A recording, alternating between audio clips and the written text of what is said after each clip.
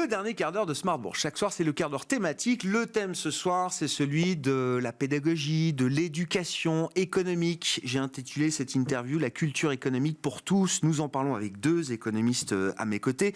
Auteurs de cet ouvrage, on parie que vous allez aimer l'économie, paru aux éditions Ellipse. Je cite Marc-Olivier Strauss-Kahn, directeur général honoraire de la Banque de France. Vous êtes économiste, enseignant dans différentes institutions. Marc-Olivier, bonsoir. Merci beaucoup d'être là.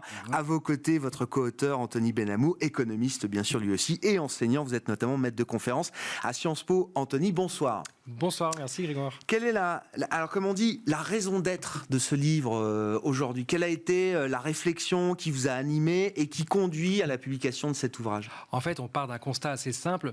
Les Français adorent l'économie, ils aiment l'économie même s'ils ne la comprennent pas toujours, mais ils ne savent pas qu'ils en font tous les jours. Et donc on a voulu leur montrer qu'ils en font tous les jours, et on a voulu leur faire comprendre qu'en faisant de l'économie, ils deviennent plutôt acteurs de la société, non plus de simples spectateurs. Et donc pour ça, on a fait un ouvrage assez ludique et pédagogique. Et on a une méthode qui est assez simple, qui tient sur 3 termes. D'abord, on simplifie, on illustre, et puis on explique avec un ton décalé. Et d'ailleurs, sur le ton décalé, j'en veux pour preuve notre couverture, où on a un faucon et une colombe dans la même voiture, et avec le même volant, avec 2 volants, pardon, un volant chacun. Et si l'un tourne le volant d'un sens et l'autre dans l'autre sens, c'est le tête à queue assuré. Donc il va falloir trouver des compromis. J'ajoute juste un dernier point, Grégoire.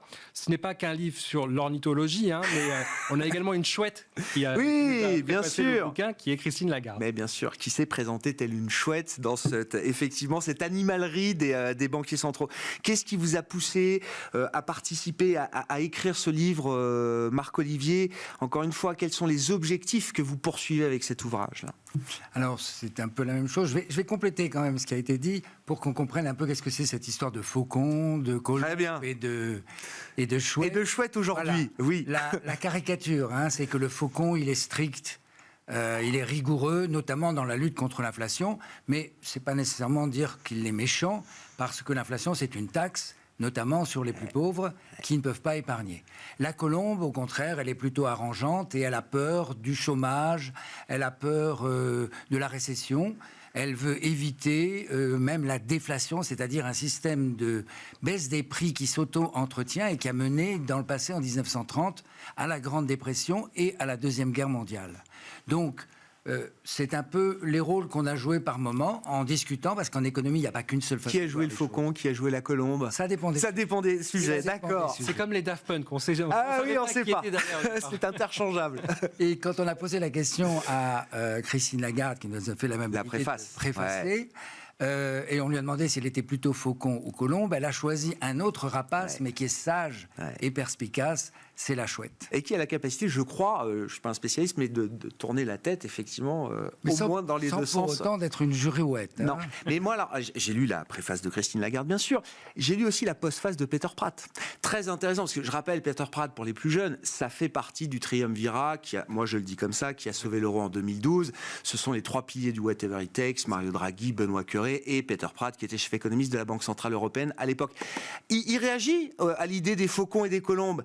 Il dit, c'est marrant parce qu'on m'a toujours classifié comme une colombe, alors que moi-même, je me considère comme faucon, dans le sens où, quand le risque déflationniste était tellement important en zone euro tel qu'on l'a vécu, moi, je mettais toute mon énergie, justement, pour atteindre l'objectif de 2%, tel un faucon. Il se voyait lui-même comme un faucon. Exactement. À l'époque. Et donc, c'est pas une animalerie, tout ça, c'est pour rendre les choses concrètes, parler avec des termes simples, alors ça intrigue un petit peu aussi, et on a essayé d'avoir très souvent, de raconter des histoires, et d'avoir des images parlantes. Alors, c'est celle connue de l'inflation, parce que l'inflation, ça peut être dangereux aussi, on l'a vu récemment, et cette image que lorsqu'elle sort du tube de dentifrice, c'est difficile de l'y remettre.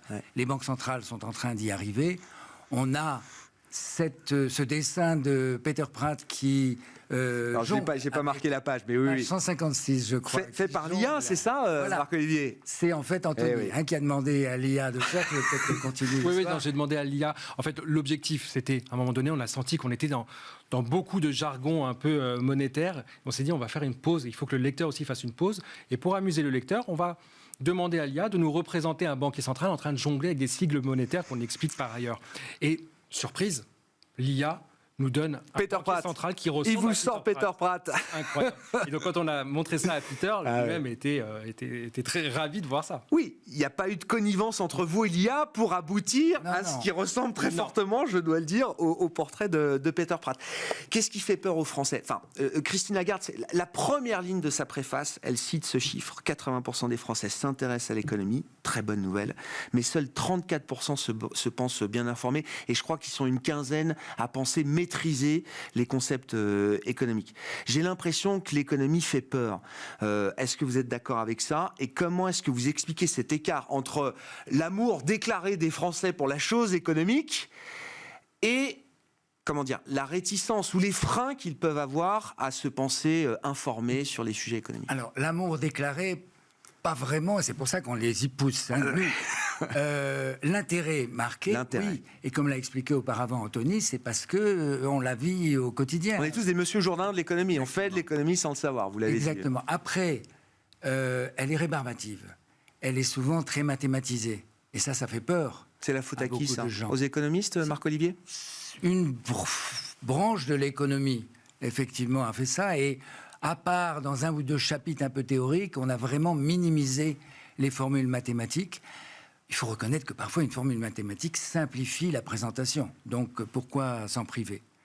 Mais on a beaucoup recouru à des histoires, à des images. Il y en a une autre, on n'ira pas dans le détail, mais il y a un concept en économie qui a consisté à mettre beaucoup de liquidités dans l'économie après la première grande crise récente, c'est-à-dire la crise financière mondiale, puis pendant la pandémie. Ça s'est appelé en anglais le quantitative easing ou bien l'accommodement quantitatif, ce qui consiste à mettre beaucoup de liquidités, puis on peut à l'inverse la retirer. La reprendre. Et donc, quand on l'explique ici, on fait l'image d'une baignoire, tout simplement, qui est remplie plus ou moins de liquidités. Un robinet qu'on ouvre et qui en ajoute, ça, c'est la liquidité injectée par la Banque centrale. Et puis, au fond, le bouchon qu'on enlève lorsqu'on veut la retirer, c'est ce qui se passe actuellement pour réabsorber cet excès de liquidité qui a été donné à l'économie parce qu'on ne savait pas de combien elle en avait besoin. On parle souvent de plomberie, mais je trouve que les images physiques, mécaniques, automobiles, moi aussi, ça fait 15 ans que je parle de sujets complexes, etc. J'essaye de trouver des images, et il y a toute une gamme d'images qui s'offrent à nous et qui, je pense, permettent de rendre accessible sans dénaturer le propos économique. Comment on enseigne mieux l'économie aujourd'hui, Anthony ? Vous êtes tous les deux enseignants, et j'aimerais bien que vous nous expliquiez votre démarche, alors que ce soit peut-être face au public de Sciences Po, mais face à d'autres publics qui ne sont pas forcément destinés justement à l'acquisition de ces choses-là. C'est vrai que Marc-Olivier et moi, on enseigne à un public qui a envie de comprendre l'économie, et voilà. Mais on dispense aussi des conférences, que ce soit à des chefs d'entreprise qui vivent au quotidien, en fait, le carnet de commandes. En fait, quand par exemple la Banque centrale a remonté ses taux à partir de 2022, ça a directement impacté les chefs d'entreprise. Et ils ne comprenaient pas, mais pourquoi la Banque centrale remonte les taux ? Qu'est-ce qui se passe ?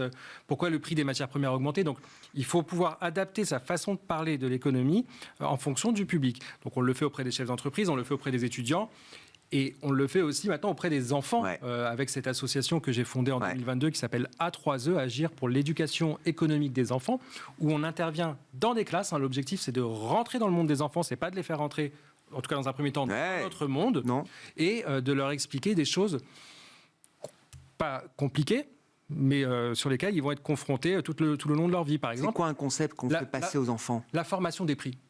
La formation des prix. Et donc là, on va leur expliquer rareté et utilité, on va leur expliquer le concept de marge, on va leur expliquer la concurrence et l'offre et la demande. Tout ça en entrant dans le monde des enfants. Typiquement, on va leur présenter une planche où on aura une carte Pokémon, première édition, drague au feu, etc., qui a été adjugée à plus de 420 000 euros aux enchères à Londres en 2018, et puis une bouteille d'eau à 2 euros. Et puis on leur demande, lequel est le plus cher selon vous ? Alors, comme on est rentré dans le monde des enfants, ils savent très bien que c'est la carte Pokémon. Oui, j'ai pas de doute, oui. Et puis ensuite, on fait disparaître notre bouteille d'eau, et puis on refait apparaître une bouteille d'eau dans un désert aride.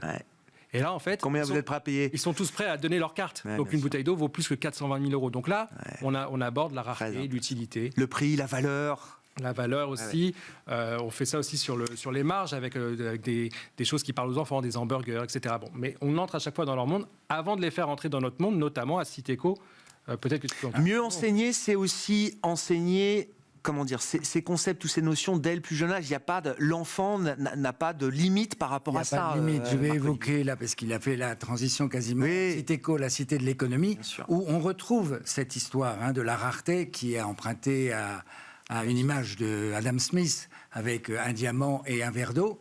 Et ça parle énormément aux enfants quand ils viennent visiter, mais aussi aux plus grands.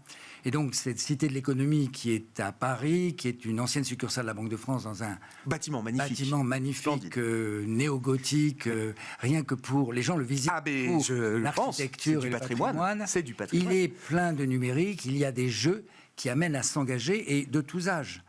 On peut y emmener des enfants, même... Il y a eu quoi? L'exposition Astérix, c'est ça, Marc-Olivier? Anthony est actuellement sollicité pour nous aider, je dis nous parce que je continue à être dans le processus, à créer un espace enfant-famille qui n'apparaîtra que l'année prochaine. C'est la cité de la Villette, quoi. C'est la cité de la Villette de l'économie. Et dans Paris. Mais oui, et dans Paris. Et puis il y a d'autres actions qui doivent être faites, on ne va pas s'étendre là-dessus, mais sur les collégiens, parce que les enfants, c'est bien, les terminales ou les secondes, disons, de l'économie, pas tous, pas toujours. Les étudiants, on s'en occupe, les entrepreneurs, mais les collégiens aussi. Et là, il y a une démarche d'acquisition d'un passeport financier qui est lancé par la Banque de France. Un chapitre qui vous paraît d'actualité à nous vendre, Anthony, Marc-Olivier, là vous avez chacun une minute là. Alors il y en a un immédiatement qui vient, et puis il y en aura d'autres après. C'est celui sur la dérive des finances publiques, parce que c'est d'actualité, avec l'idée que la dette ça publique, elle peut avoir une utilité parce que l'État peut faire des investissements qui feront de la croissance future, mais que pour autant, c'est un fardeau à porter. On le ramène à la capacité à rembourser, c'est-à-dire la production, le flux de production chaque année, le PIB, et à ce moment-là, on essaye de le stabiliser.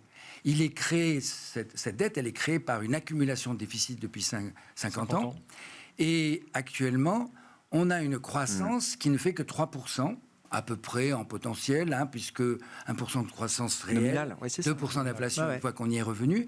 Et donc, c'est logique qu'il faille revenir d'un déficit qui est de 6% à 3%. Après, il y aura un problème sur les taux d'intérêt, et actuellement, c'est un peu inquiétant, parce que la France est challengée sur sa capacité à ramener progressivement ce chiffre. Mais il y a donc une transition sur d'autres chapitres aussi. Oui, tu m'as piqué du coup. C'était celui que vous vouliez citer, Anthony. Il faut en trouver un autre alors. Non, mais c'est facile. Tu parlais de dette publique. Le ratio de la dette, c'est la dette sur PIB. Donc il y a le chapitre sur la croissance. PIB. Comment on fait de la croissance. Exactement. Et comment on fait de la croissance dans ce nouvel environnement aussi, où on a des contraintes, des transitions actuelles, où il faut une croissance soutenable, durable. Donc le chapitre, je crois, 2 de mémoire, qui s'appelle « De l'état stationnaire à la stagnation séculaire », point d'interrogation. Oui, c'est des mots compliqués. C'était stagnation séculaire, c'était le grand drame du cycle précédent. C'est ça. Merci beaucoup, messieurs. Merci d'avoir pris ces quelques minutes pour venir nous exposer les enjeux de l'éducation économique, comme je le dis, et puis nous parler de votre ouvrage. On parie que vous allez aimer l'économie, paru aux éditions Ellipse, avec les deux auteurs avec nous en plateau aujourd'hui. Anthony Benhamou, économiste et maître de conférences à Sciences Po Paris, et Marc-Olivier Strauss-Kahn, économiste, enseignant et directeur général honoraire de la Banque de France. Merci à vous deux. Merci beaucoup.